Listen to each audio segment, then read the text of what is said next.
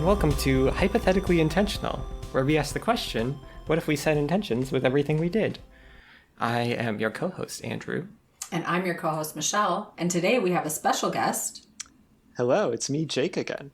I want to circle back to the guilt and the blame and the blame and the who's at fault thing. Because when you were talking about that, like for me, the words like blame and fault bring in guilt and shame. And I don't know if that's just me. But I just kept thinking about, like, when you were talking about like guilt and fault and like, what if the words are more observation and accountability, like personal accountability, and it like, and what you're willing to accept and what you're not willing to accept, and just how you want to show up in the world for yourself and with others, I think. I don't know. Does that make sense? Like, do we need to have a blame or a fault at things? Or can it simply be this experience happened and now where do I go from here? What's my next step? I've been trying to do that for a long time, and I've sort of recently, or like, I don't know how, I was doing that for a long time, and I sort of realized like what that is doing is sort of removing, that is cognitivizing what you want to be in the world. Like it's turning it into a decision. What do I want to be in the world? Whereas shame and blame, that rhymes. Mm-hmm. Shame and blame bring emotion into it. They sort of wield your emotions. I need to be super crystal clear with you guys, because if I don't say, when I say accountability and how I want to show up, I'm saying we're looking at the holistic being, like mind, body, spirit, all of it. That means emotions. That means like, I'm feeling this thing. What does that mean? And how do I proceed? You know, and this thing was done to me and I don't feel good about that. And what are my next steps? Am I mad about it? Yes. But blaming to me feels, I don't know, almost like an avoidance thing, or like a the connotation of the word you don't really. Yeah, I think it might just be that word, which is reasonable. Like, I mean, words are important. So, yeah, I guess what I'm saying is like I think that is a good thing to try to make as much of your how you show up in the world be a decision as possible. Like that is what I try to like be intentional. That's what being intentional is about, making a decision about how you want to be. I think emotions are a really powerful tool towards shaping you to wherever the emotions shape you to be. So I think there is a place for blame. I think there are situations where that is just the most helpful way of thinking about it. That's why it's so present in our culture. Blame is. I think it is vastly overused. Does that make sense? Does that answer your question? Yeah, I think just like if I'm taking, blame, like, and this is such a deep conversation if we're talking about personal growth and healing. I mean, if that is my perspective in all of these conversations that is my perspective in the world, because it is my goal, is to have a transformative healing, so that I want to live my authentic self. Like, I want to honor my authentic self, whatever that looks like. And I feel like if I'm in a state of blame, that is not helpful for me. I think awareness, yes. I think an understanding, yes. I think even feeling the emotions, like for sure feeling the emotions is part of it. And blame to me just feels like such a pointing the finger, whether it's at yourself or someone else. It feels different to me than accountability and awareness. Blame has like this underlying negative heaviness to it that doesn't feel I guess, useful, but maybe I'm just mincing words, because awareness and accountability definitely would point to the same place. Yeah, I think what Andrew's saying is that is kind of, correct me if I'm wrong, Andrew, but like that there's kind of, whether you want to call it blame or not, like it's important to say at times I am feeling X because of the thing this person did or whatever, right? It's good to, know that that's why you're feeling the way that you're feeling. And if I'm feeling angry because whoever did this, right? Like you could say I am blaming them because of whatever, and like the connotation there, I agree, is like very like, the connotation for blame for me is like, I was like, oh, I feel bad because this person did this. That means like everything that's happening in me right now is all their fault and like they need to whatever, Well, I'm just saying, so for me, if someone does something and it affects me, I want to know what it is about that thing that's affecting me. It's like the mirror thing that we talked about several episodes back. Something about the thing that just happened affected me. And it might simply be that they're an asshole and I got too close to them. And right. I wish I would have not gotten so close to them. And that's, I feel like and I feel like that's the spot where blame is important and useful, because then you know to stay away. Yeah, right? and then to me, even then, it's like, okay, this person is triggering me. Why are they triggering me? Okay, it turns out they're an asshole. I've let assholes into my life before, and it didn't go well. So it's like, lesson learned. I'm not repeating that pattern. I'm creating space from this asshole. Right. That feels very different than blame to me, but maybe not. See, I actually, I think I'm a little bit flipped from what you were saying, Jake, when you were sort of interpreting my statement. Oh. Not completely, because sort of what you're saying, I do believe, like, and what Mom, you were just saying, like, to me, blame isn't super useful when it's directed at other people. Like, to me blaming someone else for something that's going on isn't super, like, that doesn't make me feel any better usually, or maybe it makes me feel better in the short term, but it doesn't help me learn anything or get past it or change anything. It just is like a temporary, you did it, that's your fault. I don't have to, it's not my problem, or whatever, like whatever blame leads to. Like to me, it's much more helpful to think from their perspective and like understand and recognize like what is happening here, and is this something that's going to happen again, and how do I avoid that? Do I need to take this person out of my life, or whatever the situation is? How do we move forward from here? It's a very sort of problem solving thing when it's that sort of situation. To me, where blame is helpful is when it's directed towards myself. And I maybe this is because like maybe our difference here, Mom, is like I don't, like, it sounds like you have a lot of tendency to blame yourself. Is that sort of what you're saying? Because it sounds I used to, okay. Yeah, I used to be really quick to take the blame for all the things. Like, oh, yep, that was my fault, or oh, yep, I did that, or oh, yep, that was on me, and I, without even thinking about it, I would just be like, I would just take it because it was easier, or because I really didn't love myself and felt like I should. I mean, I believed it, So yes, that's for sure an old pattern that used to be true for me. Yeah, and for me, I think the place where like blame is helpful because like I need to acknowledge when I messed up somehow, and I need to stop that from happening again. And for me, blame is like the way that happens. It's the way, it's the best. It wields, like I was saying, like it wields my emotions. My emotional response to blame is very, very negative when I feel like I'm responsible for something bad that happened. So wielding that to stop a bad thing from happening again that I did is like really, really powerful for me. So and my tendency, I don't think, is to overuse it. So which is sort of like why I say blame has a place. Yeah, I would just call it accountability. It's okay, we're just mincing words. Okay.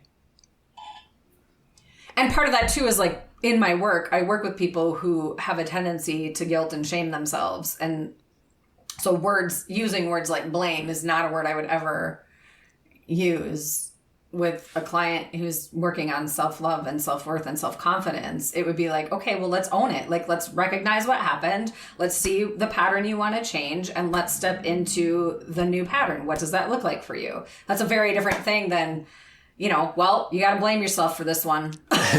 It's just a different way to say it or to look at it. And I think that's why I'm hanging on it, because those words will bring people backwards instead of bring them forwards. Yeah, which is why for me it's a very internal thing. Yeah. So Jake, last week you were telling us about, there were a couple of key points, and you brought up one, and we sort of circled around and danced with that one for a little while. Yes. There was one other thing that stood out, but not necessarily from a personal growth journey as much as this is interesting point of view. So we probably won't talk about it as long, but so we, like, these attachment styles, we tried to talk about them last week to middling success. And like a lot of this, like, categorizing people, I am, like, always skeptical of, right? Just, you know, whether it's personality types or zodiac signs or whatever the case may be, even these, like, attachment styles, right? Because people are really, really complicated. And but there was something that she said that, like, kind of made me understand a little bit better why people are so focused on, like, your upbringing, right? She said something, just kind of an offhanded comment while she was talking about like how certain things that affect you as a child will continue to affect you into your adult life. She said, like, you know, maybe you have a caregiver who behaves this way, and your, like, adaptable child self learned how to act around that, right? And that was kind of, like, that made a lot of things make a little bit more sense to me. Like, you know, children are super duper, like, adaptable, like she said. Like, they have really, really high neuroplasticity. Like, their brains like to change a lot and do that really well. Neuroplasticity. Yeah. Yeah.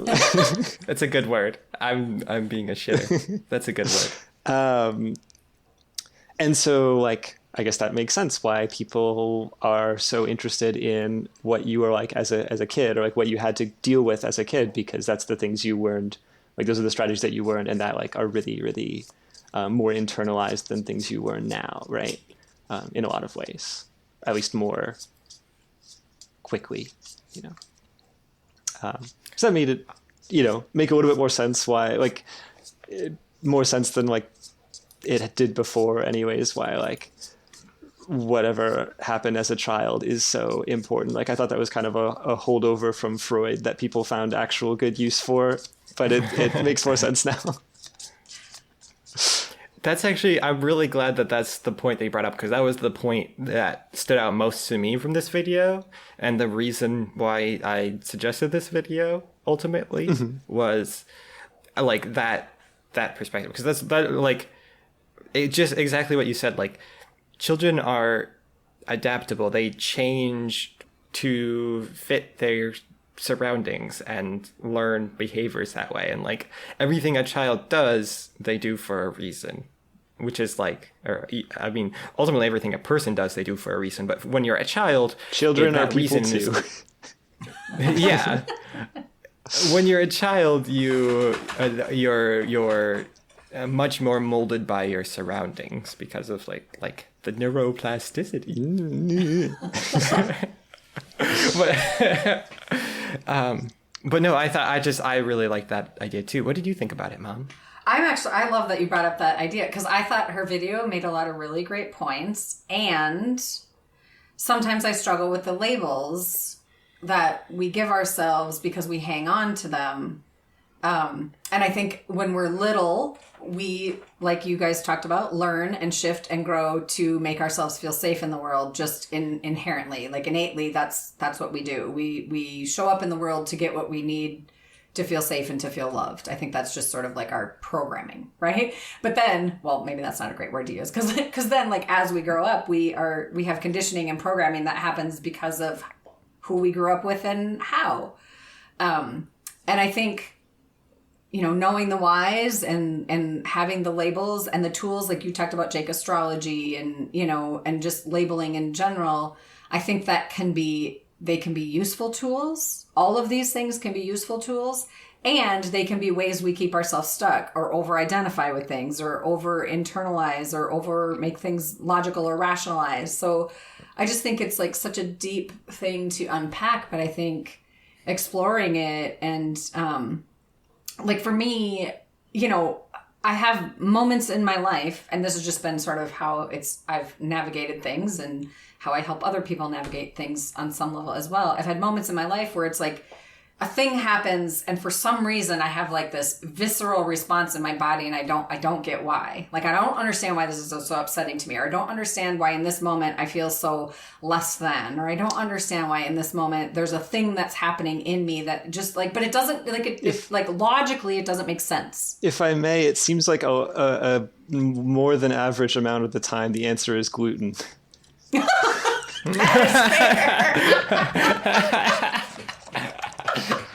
Yes, that's fair. That's a fair assessment, a good guess.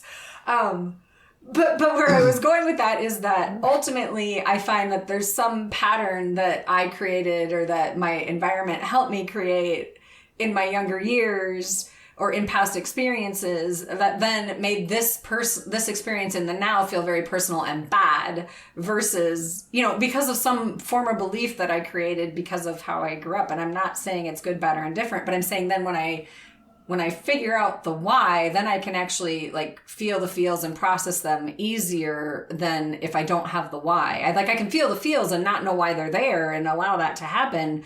But if I don't uncover some sort of something, when I'm talking about like emotions or things that come up that don't make sense with the experience that's happening. Does that make sense? Mm-hmm. So then for me to unpack that and heal it, it's like sometimes I just need to understand like, what was it that created this? And then remind myself that I'm not that 3-year-old girl anymore. I'm not that 8-year-old girl anymore. I'm not that 23-year-old girl anymore. I'm not, and so like life has happened and I can choose to navigate my way through that in a different way so that when these simple things that don't make sense to me that cause me strife, when they happen, I have new tools and new skills to navigate those things. I don't know. Is that in line with what you were talking about? Like for me, I started on labels and I ended up with like, but. Makes sense. Yeah. I mean, I think that's like a little bit beyond what I was talking about. I was mostly talking about from just like a less, I hadn't really connected it to me all that much, but I think that was very on topic. And even if it wasn't, it was helpful. So. Oh, okay. What are you thinking, Andrew? I see your wheels spinning. Well, it's just what you were saying, about like behaviors being adaptive, even if they aren't what you want right now. It reminded me of a technique that is used in special education and in psychology called functional behavioral assessment. Have either of you heard of this before? FBA? Assessment. I feel like I have, but I don't know where or why. So the idea is, and this can be applied everywhere. I use it with myself and with other people. Well, not like officially, but like I use the principles behind it at least. And the idea is every behavior has a function. It's doing something. Sometimes that even behaviors that are seemingly really counterproductive and just making things worse for someone. They serve some function, and you may not understand what it is. The person doing it may not understand what it is, but it's real. And if you can figure out that function, you can meet it you can offer an alternative behavior that's more helpful to you or to that person.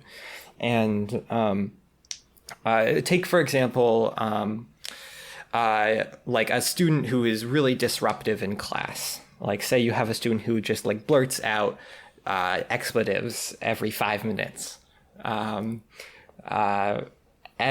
for that student, there may be several reasons that they might be doing that behavior, and how you should respond to it differs depending on the reason. So maybe one potential is that student really needs attention. That student just like is feeling like they're alone, like they need some attention or support or something. They just need someone to be paying attention to them. And that is a real and valid function that they need.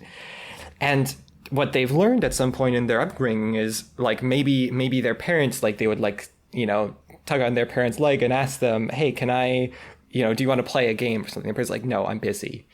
And then maybe next time they yelled out, fuck. And their parents walked over to them and marched them to the corner and said, you don't say that word. That's bad. And they got the attention that they needed from that. So that was, even though they were being scolded for it, that behavior was reinforced because it met the function, even if it wasn't in a healthy way. So in that example, you would want to offer that kid attention or teach them a way to ask for attention in a healthier way versus them yelling fuck in the middle of class. And but the interesting part is you would want to do something completely different if they were saying that as a way to escape class, because they know that they get out of like when they yell fuck, they get sent to the principal's office. And if they're really uncomfortable in that classroom environment in that moment, they might yell fuck so that they can get out. So and in that case, maybe you would want to like give them time in the hall to like go get a drink of water or like seat them in the back of the class so they can feel more safe for a moment, or just have a quiet moment, or but this idea of recognizing that brains are really, really amazing and everything that they do is for a reason. It's fulfilling some need that someone has, is like this really I love that idea, and it's super helpful when it comes to both understanding my own behaviors and the behaviors of other people and sort of knowing how to respond to them. Yeah. I don't know, what do you guys think about that? Just when you were talking about well, it depends, like how you engage with that particular student, it depends on their why. And that just brought me into knowing your why, observing and meeting people in a way so that you are also I think one of the deepest levels of connection is to understand other people's why as well. To really, small talk for me is just painful sometimes. But if people are willing to go in and we can have a heart to heart and talk to each other about our whys on some level. I mean, that's a little vague, but to get to a deeper level, to have an understanding of, our quirks and our ways we show up in the world and what we might need, and being brave enough to ask for that as well, or to show it or to reveal it. I feel like I lived so, and maybe I didn't, but it feels, I know that I had walls built up, I'll say that, to protect myself, just to feel like I kept a lot of things hidden because I didn't want to really reveal who I really was, because I was afraid that I would be rejected. And that just fed all my fears of all the other things that, the stories I told myself, that were not true, but that had a big impact on my life and how I showed up in the world for a really long time. I don't know. I'm going to just stop there because I could go on forever about things like this. Thanks for joining us today. You can find us on social media, Facebook, Instagram, either at JaiDee or at Michelle Alvers. And you can find us on our website at JAIDEE-wellness.com. And we are on all of your favorite podcast channels, I believe. Maybe not Apple quite yet, but we're going to get there. If Apple is your favorite podcast channel, sorry. Yeah. I blame Steve Jobs. It's his fault. Thanks for joining us. Bye. Be you every day. Bye. I love that we all wave.